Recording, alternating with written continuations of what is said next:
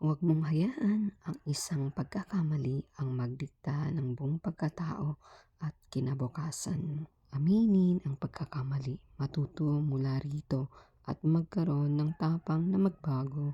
Kapag nadapa ka, bumangon ka muli at magtiwala sa biyaya at paggabay ng Diyos. Ayon sa Kawikaan chapter 24 verse 16, bagaman ang matuwid ay makapitong mabuwal, siya ay muling bumabangon, ngunit ang masama ay nadadaig ng kapahamakan. Lahat tayo ay nagkakamali. May mga desisyon tayong mga pinagsisisihan, mga salitang sana ay hindi natin nasabi at mga pagkakataon na hindi natin nagawa ang tama. Ngunit ang pagkakamali ay hindi nangangahulugan tapos na ang ating kwento. Ang pagkakaiba ng isang matuwid ay hindi dahil hindi siya kailanman nadadapa. Ayon sa salita ng Diyos, ang matuwid ay bumabangon.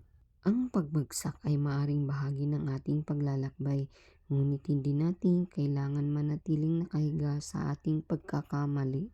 Gayunman, hindi ibig sabihin na dapat nating gawin dahilan ang biyaya ng Diyos upang paulit-ulit nating gawin ang parehong kasalanan. Ang tunay na pagsisisi ay hindi lamang paghingi ng tawad, ito ay pagtalikod sa maling landas at pagpayag na baguhin tayo ng Diyos. Kapag nagkamali tayo, matuto tayong maging mapagkumbaba. Aminin ang pagkakamali, humingi ng tawad kung kinakailangan, tanggapin ang aral at gumawa ng mas mabuting hakbang sa susunod. Huwag nating sayangin ang sakit na nakaraan sa pamagitan ng hindi pagkatuto mula rito. Maaaring hindi natin mabago ang nangyari kahapon, ngunit sa tulong ng Diyos, maaari natin baguhin kung paano tayo mamumuhay ngayon. Tara, manalangin.